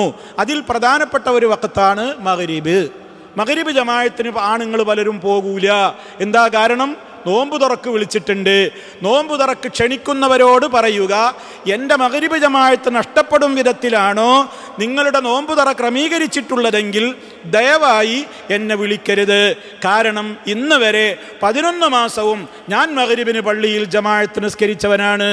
റമദാനിലാണെങ്കിൽ അതിൻ്റെ പുണ്യം ഏറെയുമാണ്. ആ റമദാനിൽ നിങ്ങളുടെ ഒരു ക്ഷണം സ്വീകരിച്ച് നോമ്പ് തുറക്ക് ഞാൻ എത്തിക്കഴിഞ്ഞാൽ എൻ്റെ മഗ്രിബ് എനിക്ക് നഷ്ടപ്പെടാൻ, ജമാഅത്ത് നഷ്ടപ്പെടാൻ കാരണമാകരുത് എന്ന് പറയാൻ സാധിക്കണം. അപ്പം അതിന് ഇഫ്താറിന് വിളിക്കുമ്പോൾ നിങ്ങൾ പരിശോധിച്ചോളി, നിങ്ങൾ ജമാഅത്ത് പോകുമെന്ന്. നീ ഇഫ്താറിനൊന്നും പോകണില്ല, വീട്ടിൽ നിന്നാണ് നോമ്പ് തുറക്കണത്, അവർക്കും കിട്ടൂല. വീട്ടിൽ നിന്നാണ്ടിരുന്നാൽ എന്താണെന്നറിയാം, ഇതുവരെ എല്ലാവർക്കും ഉണ്ടാവും, കൊതിയല്ലേ, നോമ്പ് നോറ്റിങ്ങനെ വിശന്നിരിക്കല്ലേ, ഫ്രൂട്ട്സ് ഒരു ഭാഗത്ത് കട്ട് ചെയ്തിക്കണ്, വെള്ളം അങ്ങനെ മുറിച്ച് വെച്ചിരിക്കണം, എന്താന്ന ആവേശം, പ്ലേറ്റ് കൊടുന്ന് വെക്കാനും വെക്കാനൊക്കെ അങ്ങനെ നിറഞ്ഞിങ്ങനെ ഇരിക്കുമ്പോഴത്തുനിന്ന് പള്ളിയിലേക്കാണ് പോകാൻ തോന്നൂല. നമ്മളെ മനസ്സ് പറയും കുടിച്ചിട്ടാണ് പോവുക, നോമ്പ് തുറന്നിട്ടാണ് പോകുക. കുഴപ്പമൊന്നുമില്ല, തെറ്റൊന്നുമില്ല, നല്ല കാര്യമാണ്. കുടുംബത്തിൻ്റെ ഒപ്പം കൂടിയിരുന്ന് നിങ്ങൾ നോമ്പ് തുറന്നിട്ട് തന്നെ പോയിക്കോളൂ. പക്ഷേ നിങ്ങളെ പള്ളിയിലെ സമയം എത്രയാണ് നോക്കണം.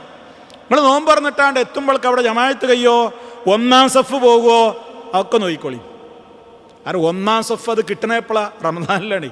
റമദാനിൽ അല്ലാത്ത കാലത്ത് തന്നെ ലൗ യഅലമുന്നാസു മാഫി സഫിൽ അവ്വലി വമാഫി നിദായി, ഒന്നാമത്തെ സഫിൽ നിന്ന് നിസ്കരിച്ചാലുള്ള കൂലി എങ്ങാനും ജനങ്ങൾ അറിഞ്ഞിരുന്നുവെങ്കിൽ അതെല്ലാ കാലത്തും ഉള്ളതാണ്. റമദാനിലാകുമ്പോഴോ അറിഞ്ഞിരുന്നുവെങ്കിൽ എന്ന് അറിയേണ്ടി വരും. അത്ര മഹത്വമാണ്. എന്നിട്ട് അത് നഷ്ടപ്പെടുത്തിയിട്ട് നമ്മളിവിടെ ഒരു ജ്യൂസ് കുടിക്കാൻ നിൽക്കുകയാണ്. വെള്ളം കുടിച്ചൊരു കാലക്കിൽ നിന്ന് വേഗം ഓടിക്കോ, വീട്ടിൽ നിന്ന് കുട്ടികളെ കൂടെ തന്നെ നോമ്പ് തുറന്നോ, വേഗം പള്ളിയിലേക്ക് പോയിക്കോ. അപ്പം എന്തായാലും കിട്ടും, ഒരു 10 മിനിറ്റ് ഉണ്ടാവുള്ളൂ. 10 മിനിറ്റ് എന്തായാലും ഉണ്ടാവും. പ്രശ്നം അതല്ലേ. ഒന്നിങ്ങനെ കടിക്കുമ്പോൾ ഒരു സമൂസ ഒന്ന് കടിക്കട്ടെ, ഒരു വേറെന്തെങ്കിലും ഒന്ന് കടിക്കട്ടെ, പിന്നെ അങ്ങനെയാണ് നേരം പോയി കൈ കഴുകാണ്ട് ഇറങ്ങുമ്പോൾക്ക് അവിടെ ഒരു റക്കായത്ത് കഴിഞ്ഞ് ചിലപ്പോൾ മസ്ബൂക്കായി നമ്മൾ. ആ മഹത്വം നമുക്ക് കിട്ടുമോ? ആ മഹത്വം നമ്മുടെ ഒരു ആപ്പിൾ കണ്ടത്തിനുണ്ടോ? ആ മഹത്വം ഒരു ബത്തക്കണ്ട കഷ്ണം തിന്നാൽ കിട്ടുമോ? ഇതൊക്കെ നിസ്സാരാന്ന് തോന്നും. 30 ദിവസമോ തന്നെ സംഭവം. പല വീടുകളിലും സമയത്തിന് ജമാഅത്തിന് എത്തൂല മഗ്‌രിബിന്. എന്താ കാരണം? ഈ ഇഫ്താർ. ഒന്നുകിൽ അന്യൻ്റെ ഇഫ്താർ, അല്ലെങ്കിൽ സ്വന്തം ഇഫ്താർ. ശ്രദ്ധിക്കുക, മഗ്‌രിബ് ജമാഅത്ത് എനിക്ക് ഈ റമദാനിൽ നഷ്ടപ്പെടൂല എന്ന് എല്ലാവരും തീരുമാനിക്കുക. അതിനൊന്നുകിൽ വീട്ടിൽ നിന്ന് നോമ്പ് തുറന്ന ഉടനെ തന്നെ ജമാഅത്ത് കണക്കാക്കി വേഗം പോകുക. അതിനേക്കാണൊക്കെ നല്ല എന്താ അറിയോ, ആ തിരക്കൂട്ടിയുള്ള ഓട്ടം നബി സല്ലല്ലാഹു അലൈഹി വസല്ലം നിരുത്സാഹപ്പെടുത്തിയതല്ലേ. നിങ്ങൾ ഈ ഇക്കാമത്ത് കേട്ടാൽ പള്ളിയിലേക്ക് ഓടരുത് എന്നല്ലേ പറഞ്ഞത്? അലൈക്കും ബി സക്കീനത്തി വൽ വഖാർ. നിങ്ങൾ വളരെ ഗാംഭീര്യത്തോടെ അപ്പം ശാന്തമായി നടന്നു പോകണമെങ്കിൽ മഗ്‌രിബിൻ്റെ തൊട്ട് മുമ്പ് പൊയ്ക്കോളിൻ. വീട്ടിൽ നിന്നാണോ പോണത്, ജോലി സ്ഥലത്തുള്ളവരോടൊന്നും ഞാൻ അപ്പോൾ അത് പറയുന്നില്ല. അവരൊക്കെ ഓരോരുത്തരുടെ കഴിവുകേടൊക്കെ റഹ്മാനായ റബ്ബിനറിയാലോ. ഒരു 2-3 കാരൊക്കെ ഒരു ടിഷ്യൂവിൽ പൊതിഞ്ഞിട്ട് നിങ്ങളാണ് പോയിക്കോ. വെള്ളം പള്ളിയിൽ എന്തായാലും ഉണ്ടാവും. അവിടെ പോയി 1-ാം സഫിലിരിക്ക്. അവിടെ ബാങ്കിനെ പ്രതീക്ഷിച്ചിരിക്ക്. ബാങ്ക് കൊടുക്കുന്നു, ബാങ്കിന് ഇജാബത്ത് പറയുന്നു. എത്രയാ മഹത്വം! അതിന് ശേഷം ദുആ ചെയ്യുന്നു. റമദാനില നോമ്പുകാരനാണ്. എന്തൊക്കെ മഹത്വമാണ്! 1-ാമത്തെ സഫിലാണ്. അവിടെ ഇമാമിൻ്റെ കൂടെ ആദ്യ തക്ബീറിൽ കിട്ടുകയാണ്. എല്ലാ അർത്ഥത്തിലും കിട്ടുകയാണ്. അതും കഴിഞ്ഞിട്ട് നീറ്റ് പോന്നൂടെ? അപ്പോൾ ഒരു കാരക്കും വെള്ളം കൊണ്ടുപോയാൽ പോരെ പള്ളിയിലേക്ക്. അപ്പോൾ മഗ്‌രിബ് ശ്രദ്ധിക്കുക. ഇനി ഇശാ ജമാഅത്ത് പലപ്പോഴും കളയും. അതെന്താ ഉദ്ദേശം? നല്ല ഓത്തുള്ള ഇമാമിനെ തെരഞ്ഞിട്ട് ദൂരെയുള്ള പള്ളിയിലേക്ക് പോകുന്നുണ്ടോ എന്നാൽ നേരത്തെ പോയിക്കോ. ഞാൻ അതിനൊന്നും എതിരല്ല. നല്ല ഓത്ത് കേൾക്കാൻ ഞാനും ആഗ്രഹിക്കുന്ന ആളാണ്. കാരണം എന്താ, ഉറങ്ങാതെ നിൽക്കാലോ. കുറച്ച് ഓത്തൊരു നല്ല ഇമ്പുണ്ടെങ്കിൽ ഒക്കെ നല്ല തന്നെ പോയിക്കോളൂ, ഞാനതിനെതിരല്ല. പക്ഷേ നിങ്ങൾക്ക് ഇശാ ജമാഅത്തിൻ്റെ അവ്വൽ തക്ബീർ കിട്ടുന്ന ഉറപ്പുള്ളയിടത്തേക്ക് പോയിക്കോളൂ. ഇല്ലെങ്കിലോ ഇശാ ജമാഅത്ത് ഇങ്ങനെ അപ്പുറത്തും ഇപ്പുറത്തുള്ള പള്ളിയിൽ നിന്ന് ഇങ്ങനെ നടക്കുന്നുണ്ടാകും. ഞാൻ ഇവിടെ ഇങ്ങനെ ബ്ലോക്കിൽ കുടുങ്ങി നിൽക്കുക. എനിക്ക് തറാവീഹ് കിട്ടണം. തറാവീഹാ ഇവിടെ ഫർള്. 1000 തറാവീഹിന് കൂലി കിട്ടൂല. ഒരു ഇശാക്കുള്ള ഫർള് ഒരു കൂലി. ഒരു ഇശാ ജമാഅത്ത് നിർബന്ധ നിസ്കാരത്തിൻ്റെ കൂലി 1000 തറാവീഹിന് കിട്ടൂല. ഫർള് തന്നെയാണ്. അതുകൊണ്ട് ഫർള് ജമാഅത്ത് നഷ്ടപ്പെടരുത്. ഇത് രണ്ടുമാണ് ഇപ്പോൾ സാധ്യത ഉള്ളത്. മഗ്‌രിബി ഇങ്ങനെ പോകും, ഇശായി ഇങ്ങനെയും പോകും. രണ്ടും എല്ലാവരും ശ്രദ്ധിക്കുക. കാരണം നോമ്പ് തുറന്നിട്ട് ഒന്നും കിട്ടും മയങ്ങിയിട്ട് വീട്ടിൽ നിന്ന് ഇറങ്ങാൻ തോന്നുള്ളൂ. ആ മയക്കാണ് കുറച്ച് വൈകിയാൽ പുറപ്പെട്ട് ഒരു ബ്ലോക്കും കൂടി ആയാൽ പിന്നെ തറാവീഹിലേ എത്തുള്ളൂ. ഇശായിൽ പലപ്പോഴും എത്തൂല. അതുകൊണ്ട് അത് നല്ല ശ്രദ്ധ വേണം. അപ്പോൾ 2 ജമാഅത്ത് അങ്ങനെയില്ലേ. പിന്നെ സുബൈ പിന്നെ എല്ലാവരും ഏകദേശമൊക്കെ എത്തിക്കോളും. ആ നേരത്തെ ഒരു ചോറുണ്ടല്ലോ, ആ നേരത്തെ ഒരു ഫുഡുണ്ടല്ലോ. അതുകൊണ്ട് അധികം ആൾക്കാരും ഉണ്ടാവും. സാധാരണ 1-ാം സഫ് കിട്ടുന്നവർക്കൊന്നും മറ്റേ ഈ റമദാനിൽ 1-ാം സഫ് കിട്ടൂല. കാരണം അത് ഈ RSPകൾ എന്നാ സാധാരണ പറയുക. റംസാൻ സ്പെഷ്യൽ പാർട്ടികൾ കൈയടക്കിയിട്ടുണ്ടാവും. ഓല ആദ്യം തന്നെ ഭക്ഷണമൊക്കെ കഴിച്ച് 1-ാം സഫിൽ വന്നിരിക്കുന്നുണ്ടാവും. നല്ല കാര്യം തന്നെ. കാരണം അതിനെ നമ്മൾ പരിഹസിക്കാനൊന്നും പാടില്ല. കാരണം അങ്ങനെ വരുന്നവനാണ് പിന്നെ അതിലങ്ങനെയാണ് നിന്നിട്ട് അള്ളാഹിൻ്റെ തൗഫീഖാണ് കിട്ടിയിട്ട് പിന്നെ ഓൻ 1-ാം സഫിൽ എന്നും ഉണ്ടാവും. അള്ളാഹു തൗഫീഖ് ചെയ്യട്ടെ. അങ്ങനെയുള്ള ഒരുപാട് നല്ല മനുഷ്യന്മാരില്ലേ. നമ്മളതിനൊന്നും കളിയാക്കല്ല. പറഞ്ഞപ്പോൾ ഒരു സാന്ദർഭികമായിട്ട് പറഞ്ഞു എന്ന് മാത്രമേ ഉള്ളൂ കേട്ടോ. നിങ്ങൾ ആരും ഇനി RSP എന്ന് പറഞ്ഞിട്ട് ആരെയും കളിയാക്കല്ലേ. അപ്പം അതുകൊണ്ട് തന്നെ അങ്ങനെയുള്ള ആ രൂപത്തിലും നമ്മുടേതായ കർമ്മങ്ങൾ നമുക്ക് നഷ്ടമാകരുത്. പിന്നെ ളുഹുർ അസ്റൊക്കെ നമ്മൾ നോക്കുക, ജമാഅത്ത് നമുക്ക് നഷ്ടമാകരുത്. ഇതെല്ലാവരും ശ്രദ്ധിക്കണം. ഇനി വേറൊരു കാര്യം എന്താണ്? ഇനി നമ്മൾ ശ്രദ്ധിക്കേണ്ട പ്രധാനപ്പെട്ട കാര്യം, നമ്മൾ സക്കാത്തിൻ്റെ കണക്കുകൾ പലപ്പോഴും എല്ലാവരും നോക്കുക റമദാനിലാണ്. മഹാഭൂരിപക്ഷം അങ്ങനെയാണ്. അപ്പോൾ ഇപ്പം തന്നെ നമുക്കൊരു പ്ലാനിങ് ഉണ്ടാവണം. എൻ്റെ സക്കാത്തിൻ്റെ മുതലൊക്കെ ഇപ്പം എനിക്ക് കണക്കൂട്ടാം. ആദ്യമേ കണക്കൂട്ടി വെക്കുക. സ്വതക്ക നിർബന്ധ സക്കാത്ത് ഒരു കോളം, സദക്ക മറ്റു സാധാരണമായ ദാനധർമ്മങ്ങൾ മറ്റൊരു കോളം. അതിലൊക്കെ നമ്മൾ കണക്കൂട്ടിയിടുക. എന്നിട്ട് അതൊക്കെ കൊടുക്കുമെന്ന് തീരുമാനിക്കുക. ഒരുപാട് പള്ളികൾ, മദ്രസകൾ നമ്മുടെ നാടുകളിൽ, ഒരുപാട് ആളുകൾ റമദാൻ മാസമായാൽ പാവപ്പെട്ട പ്രദേശങ്ങളിൽ നിന്നുള്ള ആളുകൾ നമ്മുടേതായ സഹായങ്ങൾ പ്രതീക്ഷിച്ചുകൊണ്ട് അവർ വരും. അത് വരാതിരിക്കൂല. കാരണം റമദാൻ കൊണ്ട് ഒരുപാട് പ്രദേശങ്ങളിൽ അങ്ങനെ ഉണ്ടാകും. നമ്മളെക്കൊണ്ട് കഴിയണത് കൊടുക്കുക. ആരും ഒന്നും ചീത്ത പറയാതെ നല്ല മനസ്സോടുകൂടി 10 ദിർഹമാണോ നിങ്ങൾ അത് കൊടുത്താൽ മതി, എല്ലാവർക്കും കൊടുക്കുക, ആരെയും മടക്കണ്ട. കൊടുക്കുന്നതിൻ്റെ അളവ് കുറച്ചാലും വേണ്ടില്ല, എല്ലാവരെയും പരിഗണിക്കുക. നമുക്കെല്ലാവരും വേണമല്ലോ. ഒക്കെ ഏത് പള്ളിയിലും ഏത് മദ്രസയിലും ഏത് പള്ളിക്ക് സ്ഥലം എടുക്കുന്നതിലും ഒരു തരി മണലോ ഒരു തരി സിമൻറ്റോ ഒരു തരി മണ്ണോ നമ്മളത് ഉണ്ടായിക്കോട്ടെ, ആരും അറിയാൻ പോകുന്നില്ലല്ലോ, നീയത്തെൻ്റെതല്ലേ. അതേപോലെ തന്നെ ഈ റമദാൻ നിർബന്ധമായും നമ്മുടെ സക്കാത്തിൻ്റെ ആഭരണത്തിൻ്റെ സക്കാത്തിൻ്റെ കാര്യത്തിൽ ഇപ്രാവശ്യം ഒരുപാട് തർക്കമുണ്ടാവുമെന്ന് ഉറപ്പാണ്. കാരണം ഇത്രയൊന്നും വിലയില്ലാത്ത കാലത്ത് തന്നെ ചില ആൾക്കാർ ഫത്വ എടുത്തിട്ടുണ്ടായിരുന്നു, അണിയുന്ന ആഭരണത്തിന് സക്കാത്ത് വേണ്ട. ആ മദ്ഹബിൽക്കാൻ കൂടിയ അപ്പം നല്ല ചാൻസാണ്. കാരണം ഇപ്പോൾ 1 ലക്ഷത്തി എത്രയിരം 20 30 അള്ളാഹു ആയാലും ഒരു പവനായി. ഇപ്പോൾ 10.5 പവൻ എന്ന് പറയണമെങ്കിൽ തന്നെ 10.5 ലക്ഷം മിനിമം 12 ലക്ഷം ആയി സക്കാത്ത് കൊടുക്കണം. ഇനിയിപ്പോൾ അതിൻ്റെ കണക്ക് കൂട്ടുകയാണ് നമ്മൾ.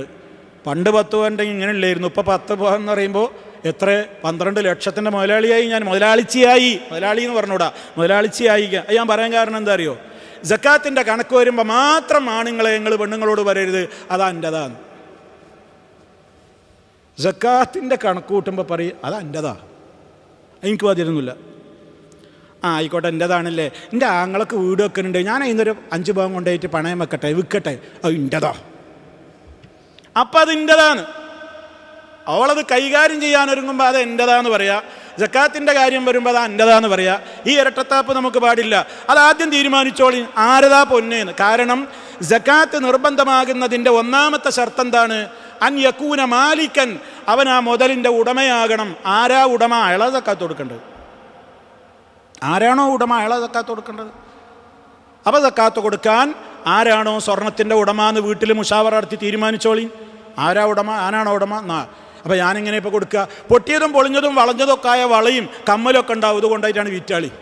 ആ പൈസന് സക്കാത്താണ് കൊടുത്തോളി. അതിനിപ്പോൾ ജ്വല്ലറിക്കാർ പൊന്നെടുക്കുമോ എന്ന് ആദ്യം ചോദിക്കണം കേട്ടോ. കാരണം ഇപ്പോൾ എല്ലാവരും ഇത് വിൽക്കാൻ നോക്കുകയാണ്, നല്ല വിലയുള്ള സമയമല്ലേ പറഞ്ഞിട്ട്. അപ്പോൾ ജ്വല്ലറിക്കാരും ഒന്ന് പിറകോട്ടാണ്, ഇപ്പോൾ വാങ്ങണ്ടെന്ന്. അപ്പം അതുകൊണ്ട് നമ്മൾ മനസ്സിലാക്കുക, സക്കാത്തിൻ്റെ കാര്യം, ശമ്പളക്കാർ, സ്വർണത്തിൻ്റെ ആഭരണത്തിൻ്റെ കാര്യം. സ്വർണ്ണാഭരണത്തിൽ നമ്മളത് കൊടുക്കലാണ് നല്ലത്. കൊടുക്കണ്ടെന്ന് അഭിപ്രായമുള്ളവരും ഉണ്ട് ആഭരണത്തിന്. പക്ഷെ ഒരു കാര്യം ഉറപ്പല്ലേ, നാളെ പരലോകത്തുനിന്ന് അഥവാ ഉണ്ട് എന്നാണെങ്കിലോ, സ്വർണത്തിന് ആഭരണത്തിന് സക്കാത്ത് ഉണ്ട് എന്നാണെങ്കിലോ, എന്നാ അള്ളാഹ് ജിന്നൊന്ന് പിന്നെ ദുന്യാവിൽക്കൊന്ന് തിരിച്ചയക്ക്, ഞാൻ അതൊന്ന് കൊടുത്തു വരട്ടെ എന്ന് പറയാൻ പറ്റുമോ? ഇല്ല, ഞാൻ സക്കാത്ത് ഞാൻ നിശ്ചയിച്ചിട്ടില്ലല്ലോ, എന്തിനെ കൊടുത്തു എന്ന് എന്തായാലും അള്ളാഹ് ചോദിക്കൂല. അപ്പോൾ ലാഭല്ലേ, അപ്പോൾ കൊടുത്തോളി. ഞാൻ ഇത് തർക്കിക്കണ്ട. ഞാൻ അപ്പം അങ്ങനെ പറയണ വലിയ മസലക്കൊന്നും പോകുന്നില്ല. ഞാൻ പറയാണെന്ത്, നിങ്ങളെല്ലാവരും കൊടുത്തോളി. കൊടുക്കാന്ന് പറഞ്ഞാൽ നല്ല കൊടുതി കൊടുക്കുക. പ്രാവശ്യം ഏത് വീട്ടിലും ഉണ്ടാവും ഒരു മിനിമം 10, 20, 30. ഡോക്കറിൽ എത്രയെന്ന് കണക്കുണ്ടാവില്ല. എത്ര ലക്ഷത്തിൻ്റെ മുതലാളിച്ചികളാണ് നമ്മളെ പെണ്ണുങ്ങൾ എന്നറിയാം. സക്കാത്ത് അങ്ങനെ കൊടുക്കിക്കണം. ഒരുപാട് ആൾക്കാർക്ക് കിട്ടട്ടെ, ഒരുപാട് സംരംഭങ്ങൾ നടക്കട്ടെ, നല്ല നല്ല പാവപ്പെട്ട ആളുകൾക്കൊക്കെ നോക്കി കൊടുക്കുക. അത് പള്ളിക്കും മദ്രസക്കൊന്നും അല്ല കേട്ടോ സക്കാത്ത് കൊടുക്കേണ്ടത്. സക്കാത്ത് കൊടുക്കേണ്ടത് നമ്മൾ പാവപ്പെട്ട ആളുകൾക്ക് തന്നെയാണ്. ഫുഖറാവ് മിസ്കീനൊക്കെ പരിഗണിച്ചുകൊണ്ട് അവരിന്ന് ലോകത്ത് നിറഞ്ഞുണ്ട്. അതുകൊണ്ട് തന്നെ അതൊക്കെ അവരെ തന്നെയാണ് കൂടുതലും നമ്മൾ പരിഗണിക്കേണ്ടത്. പിന്നെ ഒരു റമദാൻ കൊണ്ട് 2 റമദാൻ നേടാൻ നമ്മൾ പരിശ്രമിക്കണം. അതെങ്ങനെ? ഒരു റമദാനേ നമ്മളിപ്പോൾ വരുന്നുള്ളൂ, 2 റമദാൻ്റെ കൂലിട്ടുക. നബി സല്ലല്ലാഹു അലൈഹി വസല്ലം പറഞ്ഞു, മൻ ഫത്തറ സായിമൻ, ആരെങ്കിലും ഒരു നോമ്പുകാരനെ നോമ്പ് തുറപ്പിച്ചാൽ ആ നോമ്പ് തുറപ്പിച്ച വ്യക്തിയുടെ നോമ്പിൻ്റെ അതേ പ്രതിഫലം അയാൾക്കൊട്ടും കമ്മി വരാതെ നോമ്പ് തുറപ്പിച്ച വ്യക്തിക്ക് കിട്ടും. അപ്പം 30 ദിവസം നമ്മൾ നോമ്പെടുക്കുന്നു, 30 നോമ്പിൻ്റെ കൂലി ഇൻഷാ അല്ലാഹ് 30 ആൾക്ക് മിനിമം നിങ്ങൾ നോമ്പ് തുറപ്പിക്കുന്നു, 30 നോമ്പിൻ്റെ കൂലി അവിടെയും കിട്ടി. അപ്പം 2 റമദാൻ കിട്ടിയതുപോലെ. എല്ലാവരും നോമ്പുറപ്പിക്കാൻ എത്ര അന്വേഷണങ്ങളാണ് വരാറെന്നറിയാം. എൻ്റെ ഫോണിൽ ഇതൊന്നും കൂടി ഉണ്ട് കേട്ടോ, ഇന്നുണ്ട്. പല പള്ളികളിൽ, നമ്മുടെ നാട്ടിൽ പാവപ്പെട്ട ഒരുപാട് പ്രദേശങ്ങളിലെ പള്ളികളിൽ കുഞ്ഞിത്തൊറ എന്ന് പറഞ്ഞിട്ടൊരു തുറയുണ്ട്, വലിയ തുറ എന്ന് പറഞ്ഞിട്ടൊരു തുറയുണ്ട്. നിങ്ങളറിയാൻ വേണ്ടി പറയുന്നു. കുഞ്ഞിത്തുറക്ക് ഒരു മാസം ഒരു മിനിമം 2500 3000 ഒക്കെ വരുള്ളൂ ഒരു ദിവസം. വലിയ തുറയാണെങ്കിൽ ഒരു ആൾക്കാർ കൂടുന്നതിനനുസരിച്ച് ഒരു 15 20,000 30,000 ഒക്കെ വരും. അപ്പോൾ ഇതുണ്ടോ എന്ന് ചോദിച്ചിട്ട് പല പാവപ്പെട്ട മഹല്ലുകളൊന്നും നമ്മൾക്ക് ഈ രംഗത്തുള്ളതുകൊണ്ട് നമുക്കൊക്കെ അങ്ങനെ ഫോണിലിങ്ങനെ വരും. അപ്പം ഞാൻ നിങ്ങളോട് പറയണേ, കഴിവുള്ളവരൊക്കെ ചെയ്തോളി. 2500 റുപ്യ ഒരു മഹലിലേക്ക് അയച്ചു കൊടുത്താൽ അവിടെ കൂടുന്ന ഒരു 10-100 ആൾക്കാർ അന്ന് നോമ്പുറക്കും. അവർ വല്ല തരിക്കഞ്ഞോ ചായേ വല്ല സമൂസേ ഒരു പഴത്തിൻ്റെ കഷ്ണോ ഒരു ആപ്പിളിൻ്റെ കഷ്ണോ ഒരു ബത്തക്കൻ്റെ കഷ്ണോ ഒക്കെ ആയിരിക്കും, മതിയല്ലോ, നോമ്പ് തുറന്നില്ലേ. അതൊരു മിനിമം തുറക്കെങ്കിലും നമ്മൾ പരിശ്രമിക്കണം. അല്ല കൂടുതൽ കഴിയോ, ഒരു 15 30 അയച്ചു കൊടുക്കാൻ പറ്റുമോ, ബിരിയാണി ഇന്നോളൂ. അവർ 10-200 ആൾ നോമ്പുറപ്പിച്ച കൂലിയാണ് കേട്ടോ. ശ്രമിച്ചോളി. അപ്പോൾ ഞാൻ സൂചിപ്പിക്കുന്നത് എന്താ, ഒരു റമദാനേ നമുക്ക് വരുന്നുള്ളൂ. 2 റമദാനും 3 റമദാനും ഒക്കെ കിട്ടിയതുപോലെ എത്ര ആൾക്ക് നോമ്പ് തുറപ്പിക്കുന്നോ ഒരു മാസം, അത്ര നോമ്പിൻ്റെ കൂലി നമുക്ക് കിട്ടല്ലേ. അവരുടെ ഒന്നും കുറയൂല. ഈ വിധത്തിലും നമ്മൾ സൽക്കർമ്മനിരതമാവണം. അങ്ങനെ എല്ലാ അർത്ഥത്തിലും പൂർണ്ണമായിട്ട് നമ്മൾ ഒരുങ്ങി പരിശുദ്ധ റമദാനിലേക്ക് അങ്ങോട്ട് പ്രവേശിക്കുക. അല്ലാഹു സുബ്ഹാനഹു വ തആല പരിപൂർണമായ അർത്ഥത്തിൽ ഈ മാസത്തെ ഉപയോഗപ്പെടുത്തുവാനും സൽക്കർമ്മങ്ങൾ കൊണ്ട് ധന്യമാക്കുവാനും എല്ലാ അർത്ഥത്തിലും റഹ്മാനായ റബ്ബ് നമുക്ക് തൗഫീഖ് പ്രദാനം ചെയ്യുമാറാകട്ടെ. എല്ലാവിധ പ്രയാസങ്ങളിൽ നിന്നും അള്ളാഹു നമ്മെ കാത്ത് രക്ഷിക്കുമാറാകട്ടെ. മാരകമായ രോഗങ്ങളിൽ നിന്ന്, സഹിക്കാനാവാത്ത പരീക്ഷണങ്ങളിൽ നിന്ന് റബ്ബ് നമ്മെ എല്ലാവരെയും കാത്ത് രക്ഷിക്കുമാറാകട്ടെ. റബ്ബന തഖബ്ബൽ മിന്നാ ഇന്നക അൻതസ് സമീഉൽ അലീം. اللهم بلغنا رمضان مع الصحة والعافية يا أرحم الراحمين والحمد لله رب العالمين والسلام عليكم ورحمة الله وبركاته.